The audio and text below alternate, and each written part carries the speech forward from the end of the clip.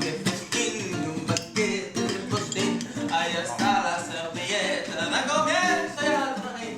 Otro año un canapé especial y de leche. Para y le pide a los palos de vale. Así, estos palos llaman motel. Y cualquiera que